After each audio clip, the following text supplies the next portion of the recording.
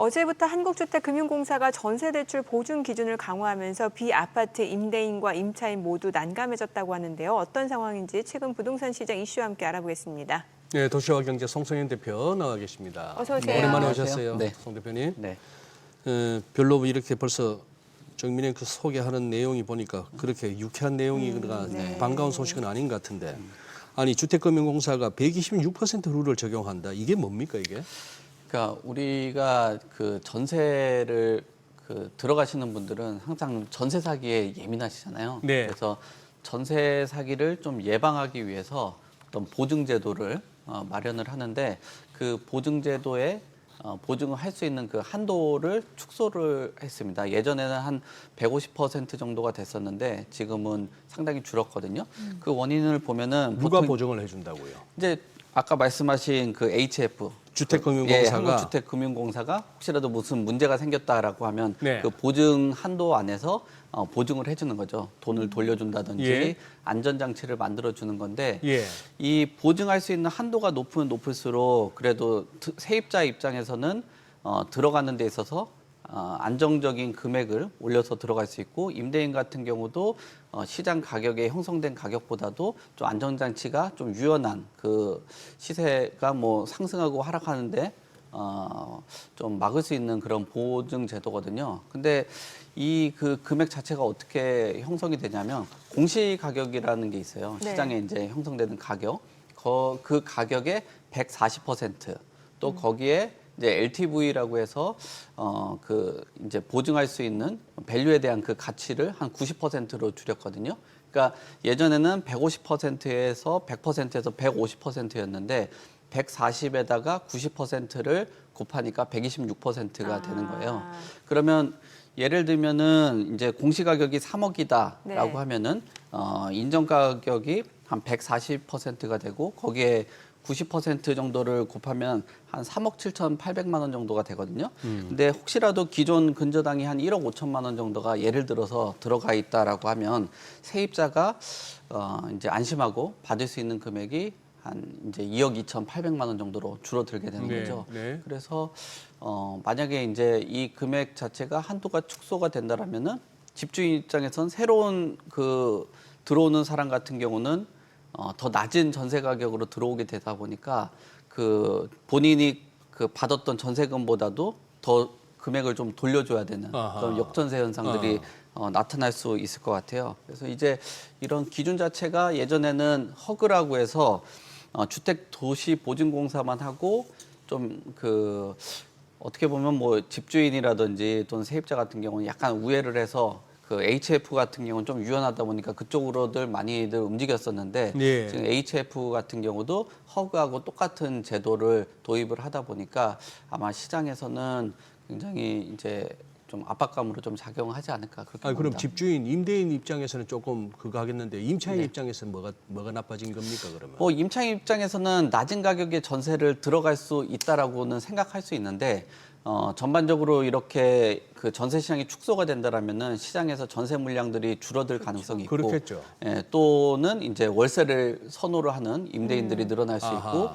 또 기존에 있었던 세입자들도 있을 거 아니에요. 근데 네. 새로운 세입자가 들어와야지 또 그 돈을 가지고 전세금을 상환해주는, 아직까지 우리나라의 그 임대 구조인데, 새로운 세입자가 낮은 전세 가격으로 자꾸 들어오려고 한다라면은 그 임대인 입장에서는 한 채 정도는 돌려줄 수 있겠지만, 뭐 그런 주택들을 뭐 5채, 10채씩 갖고 계신 분들은 한 5천만 원씩 예를 들면 줄어들었다 그러면 5천만 원 정도 상환해 줄 수 있겠지만 한 10채 정도 되면 한 5억 정도잖아요. 그러네요. 특히나 이 빌라 상품을 그 임대 수익으로 활용을 하시는 분들 같은 경우 아파트보다는 여유 자금들이 없는 분들이 임대 사업을 하시는 경우들이 많으니까 더 부담감으로 작용할 수 있을 것 같습니다. 그러네요. 네. 이러면 이게 신규 전세 대출도 좀 어려워지는 거예요? 이 영향으로?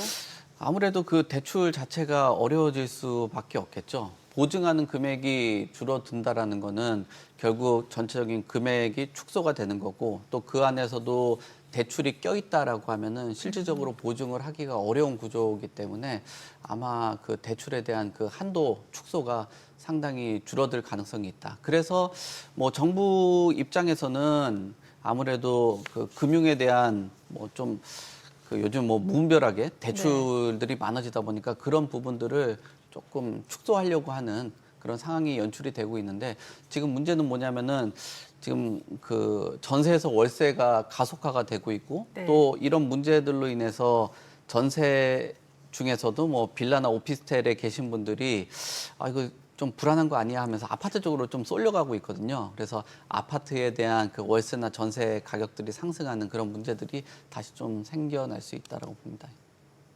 아니 이런- 근데 예. 지금 여기까지만 지금 들어보면은 네. 이런저런 어떤 걱정되는 부분이 더 많은데 그럼 주택금융공사가 이번에 이렇게 하는 이유는 뭡니까? 정책 목표가 뭐예요? 정책 목표라고 보면은 네. 금융에 대해서 조금 예? 금융 금융. 예, 금융에 대해서도 조금 무분별한 그 대출이 나가는 것도 문제겠지만 보증 사고들이 많이 발생되는 이런 문제들도 발생이 되고 있죠. 그래서 아무래도 이 보증에 대한 그 사고 문제라든지 상환 능력 없이 무분별하게 이렇게 보증을 해주다 보니까 누가 보증을 해주다 보니까 이 보증공사에서 보증공사에서 예, 보증을 해주다 보니까 뭐 예를 들면은 내 자본력이 좀 부족한데 집이 한 2억 정도가 내 수준에 적정한데 보증을 해주다 보니까 뭐 한 3억, 4억 정도 되는 전세도 눈에 들어온단 말이야. 집도 새 거고 아무래도 좋은 지역에 있다 예. 보니까 그런 부분에 대해서 자꾸 대출을 받아서 그곳에 들어가서 뭐 임차를 하면서 전세 가격도 올라가고 그 향후에 그 대출에 대한 이자도 납입을 못하고 이런 문제들이 계속적으로 발생을 하다 보니까 전반적으로 뭐 금융에 대한 투명성 그리고 안전성 그리고 전체적인 그 대출에 대한 뭐 부실 뭐 이런 것들 관리 뭐 전반적인 그 상황이라고 보시면 될 것 같습니다. 주택금융공사가 힘들어서 그렇게 됐다고 보면 되겠네요. 뭐 그렇게 볼 수도 있고 뭐 지금까지 아무래도 대출에 대해서 좀 규제를 하는 전체적인 틀 안에 있다라고 안에. 보시면 될 것 같습니다. 네. 이러니까 앞서서 말씀 주신 대로 그 전월세 전환율이 지금 보니까 2018년 이후 최고치인 상황이라면서요. 네, 그렇습니다. 지금 뭐 아무래도 전세가 안 되다 보면은 예. 그 전세 대출이 한도가 좀 축소가 되잖아요. 그러면은 결국 내가 봤던 집보다도 이제 좀 낮은 곳으로 간다든지 또는 내가 거기에 머무를 수밖에 없는 환경이 되잖아요. 그러면은 그 전세에다가 추가적으로 월세를 좀 더 지불을 한다든지 또는 전세에서 보증이 안 나와 보니까 뭐 비자발적으로 월세 시장으로 가게 된다든지 이런 현상들이 나타나게 되거든요. 특히나 그 전세에서 월세로 전환되는 이런 상품이 뭐 원룸이나 빌라 네. 이런 부분들이 많다 보니까 지금 서울의 그 원룸 뭐 이런 쪽에는 전세에 대한 보증들이 앞으로 축소가 더 되게 되면은 월세들이 상당 부분 올라갈 것으로 보고 있는데 지금도 좀 심각한 상황이거든요. 서울의 원룸 평균 월세가 6월 대비했을 때는 한 7.9% 정도가 상승한 것으로 나오고 있고요. 또 지금 월세에 대한 금액을 보면 보증금은 한 1,000만 원 정도 하면은 월세는 한 73만 원. 특히 네. 강남 같은 경우는 94만 원 정도 되는데 이게 평균 월세니까 조금 새 집이거나 또 역하고 가깝다라고 하면은 실질적으로 체감한 거는 더 높아질 것으로 보여지고요. 앞으로 대출에 대해서 좀 문턱들이 높아지다 보니까 이런 전세에 대한 그 수요가 월세 쪽으로 전환하는 이런 현상들이 더욱더 가속될 가능성이 크다라고 봅니다. 아 진짜 그럼 2030 더 힘들어지네. 힘들죠. 네. 다들 아니 그 벌어가지고 월급 받아가 일단 월세 나가는 게 절반이에요 하는 청년들 많던데. 네. 원래 2030 세대들이 원래 좀 힘들고 고달픈 세대는 맞아요. 그게 이제 사회적인 구조의 변화가 있다라기보다도 원래 뭐 저희 때도 2030 때 힘들었잖아요. 소장님 뭐 잘 나가셨는지 모르겠지만 힘들었어도 요즘 2030만큼 그렇게 좌절할 정도는 아니었어요. 그때는 암만 그래도 서로 살아갈 방법이 있었어요. 뭐 어지간하면 네. 형편 다 어려워도 결혼하고 네. 반지하에서도 시작할 수도 있었고 네. 뭐 그런 건데 이제 요즘은 그런 것들이 전혀 안 되는 세태가 되어버렸잖아요. 꿈도 꿀 수 없는. 그렇죠. 소득에 대한 격차도 엄청나게 커졌고 예전만 해도 누가 월급 한 200 정도 받으면은 뭐 한 4, 500 정도 받는 분들이 있다라고 하면 요즘에는 월급 200 받는데 월 뭐 1억씩 버시는 분들이 있잖아요. 네. 그러니까 소득에 대한 격차도 네. 커졌고 네. 이런 그 높아진 그런 격차들로 인해서 뭐 많은 분들이 좀 힘들어 하는데 여기서 이제 월세가 늘어난다라는 거는 지금 잘 고민을 해봐야 되는 게 네. 우리가 집값이 올라가고 거기 대출의 빚 때문에 집도 못 사고 소비가 준다라고 얘기하는데 이런 자꾸 이제 2030 세대들이 나가는 지출되는 월세들이 또 늘어나는 거는 대출금 갚는 것만큼 똑같은 거거든요. 그렇죠. 그래서 뭐 구조적으로 어떤 뭐 정책적인 개입들이 일정 부분 도움이 되는 쪽으로 방향이 가줘야 되는데 자꾸 이렇게 힘들어지는 방향으로 가다 보니까 아까 이준우 소장님이 말씀하신 것처럼 그때는 같이 똑같이 힘든 그 시점이고 세대라고 해도 과거에는 희망이 있었다라고 네. 하면 지금은 희망도 소멸되는 이런 문제가 예. 좀 크다라고 봐야 되겠죠. 그리고 요즘 그 하다못해 동네 상권만 해도 임대 팻말 붙어 있는 지가 오래돼서 네. 한 물어보거든요. 이게 왜 이렇게 오래 비어 있습니까? 하는데 뭐 들어올 사람이 없어요. 해. 그래서 아니 얼마에 내놓으셨길래 해서 뭐 보증금 얼마에 뭐 월 얼마 듣고 보면은 참 그 비어 있을 수밖에 없는 게 야, 그 돈 건물주한테 주려면은 네. 하루 한 달 30일 네. 휴일도 없이 해가지고 네. 한 25일 해야 월세 주겠더만. 뭐 그래가지고야 뭘 좀 인간했으면 좋겠는데. 아니 그리고 이거는 뭡니까? 무상옵션 제품. 과세 당국이 재건축 재개발 사업 과정에서 시공사나 조합이 제공하는 무상옵션 제품들이 10% 부가세 대상이다. 네.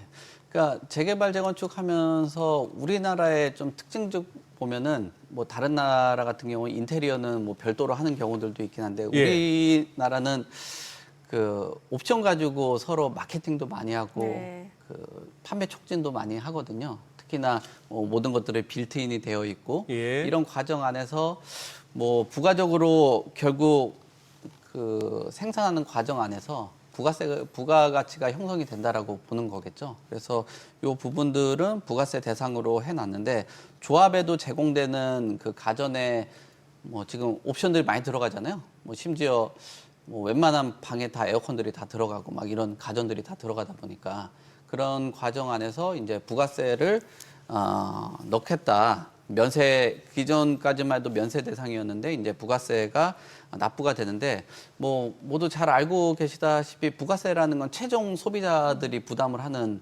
구조잖아요. 그렇다 보니까 조합원들이라든지 이런 분들에게는 부담감으로 작용될 수 있다라고 봐야 되겠죠. 그래서 지금 뭐 TV라든지 빌트인 냉장고 가전제품들이 웬만하면 다 들어가는데 그 제품이 많으면 많을수록 소비자들한테 전가되는 이 부가세는 굉장히 부담스럽게 작용할 수 있다라고 보여지는데 지금 한 1,000명 이상 되는 조합원들이 있다라고 하면 세금만 해도 뭐 수십억 원이 나간다라고 하니까 그 부분에 대해서는 뭐 원래는 무상으로 제공이 되고 면세 대상이었는데 이 부가세 10%라는 것들이 뭐 아시다시피 우리가 뭐 같은 거 소비를 하려고 해도 부가세 10%딱 보면은 아 이거 해야 될까 말아야 될까 막 고민하거든요. 아니 건설 회사에서 이미 빌트인 저런 식으로 다 만들 때 네. TV 사고 냉장고 살 때 이미 그때 부가세 내잖아요. 그렇죠. 네. 건설사가. 네. 근데 또 내라고요? 그러니까 이제 소비자들이 납부가 되는 그런 구조로. 이중과세 아닙니까? 이래 되면.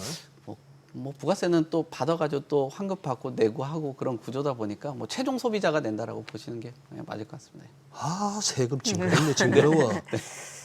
원래 조세 저항은 늘 있죠. 예. 아니 정비구역 일몰제라는 걸 좀 다시 설명을 해주세요. 이게 다시 뭐 2차 공포 얘기가 나오는데 이게 왜 나오는지도 좀 알려주시고요. 그러니까 그 재정비 사업을 하는 데들 보면은 정비 사업들 중에서 이제 재건축이라든지 재개발들이 있어요. 그래서 네. 거기를 구역을 지정을 하면 사업이 매끄럽게 진행이 돼줘야 되는데 방치되는 사업장들이 있거든요. 아 속도가 안 나는 그렇죠. 곳이요. 그러니까 구역으로 지정을 해놨는데 사업이 속도를 못 내는 그런 경우들이 있어요. 그러면은 여기 의지가 안 보인다라고 생각되면서 그 지역들을 해제를 하게 되는 거죠. 정비구역에서. 그렇죠. 예. 그러면은 그 해제가 된다라면은 앞으로 그곳에서 이제 정비 사업을 할 수 있다라는 기대 심리가 꺾이게 되고 사업이 진행이 안 되는 경우가 왕왕 있을 수밖에 없죠. 예. 그래서 2, 3년 전에 이런 일몰제를 피하기 위해서 한두 차례씩 연장을 한 사업장들이 있어요. 근데 네. 그 사업장 같은 경우도 가까스로 버텨왔는데 이거 이렇게 연장했는데도 사업이 안 간다라고 하면서 이제 폐지를 하려고 하는 거죠. 네. 그렇게 되면 어떤 문제들이 생기냐면 지금 사업을 진행을 하는 데 있어서 구역으로 지정을 하고 그 구역에 맞춰서 사업의 속도를 낸단 말이에요. 구역이 지정되고 나면 조합도 설립하고 사업 시행 인가도 받고 관리 처분 인가를 받고 착공을 하는 그런 과정 안에 있는데 요 구역에서 해제가 되면 앞으로 이곳에서 공급될 수 있다라는 기대 심리가 꺾일 수밖에 없고요. 그리고 거기에 투자를 하신 분들 같은 경우는 여기 재건축이나 재개발 될 것으로 생각을 하고 투자를 했단 말이에요. 예. 근데 뭐 그 정도까지 극단적이진 않지만 뭐 상장 폐지처럼 느껴질 수가 있단 말이에요. 그래요. 예. 네. 그러니까 아마 투자에 대한 그 손실들이 있을 수밖에 없기 때문에 이런 조합들 같은 경우 재산적인 손실 때문에도 일몰제를 상당히 좀 피해 가고 싶어 하는 상황이거든요. 예를 들면은 지금 광진구의 자양 7구역이라는 지역 같은 경우도 일몰제를 재연장을 신청을 하고 있고요. 서울의 30여 곳 같은 경우도 일몰제를 연장을 해왔던 그런 상황인데 이제 뭐 두 가지 측면으로 볼 수가 있을 것 같아요. 일몰제가 적용이 돼서 이제 해제가 된다라면 대규모 공급들은 나오기가 힘들겠다. 그래서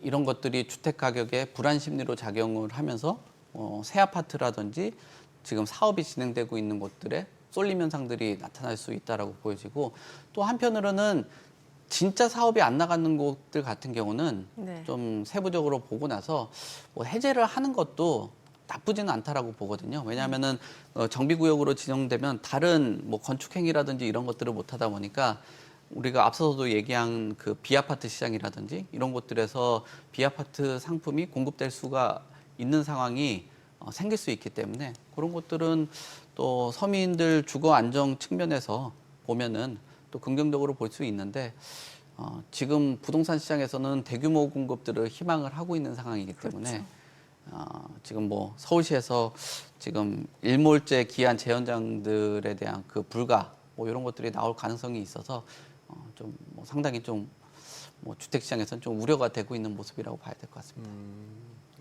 일몰제가 처음에 만들어진 이유가 있을 것 같은데요. 이런 식으로 연장이 가능한 제도라면은 네. 예. 계속적으로 그 일몰제를 연장을 하기가 어려운 것들이 그러니까 그 지역의 구역을 지정해도 자금 여력이 없는 조합들이 있잖아요. 아, 네네. 예, 그런 것들은 실질적으로 구역만 지정되고 계속 존치가 되다 보니까 네. 그럼 뭐 그렇게 재건축 사업에 의지가 없는 지역에 계속 구역으로 지정을 해두는 게 좋겠냐. 차라리 다른 방식으로 아니면은 블록들을 좀 더 작게 해서 다른 방식으로 공급하는 그런 방법들 뭐 또 대기하고 계시는 다른 방식들이 있을 거 아니에요. 그래서 네.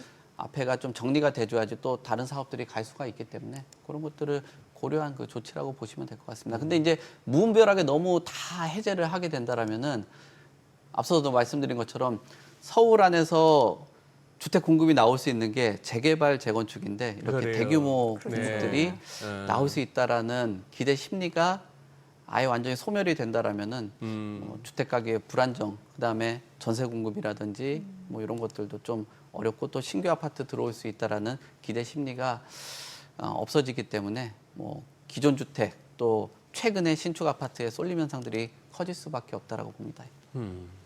네, 오늘 내용 잘 들었습니다. 그래요. 고맙습니다. 고맙습니다. 네, 감사합니다. 네.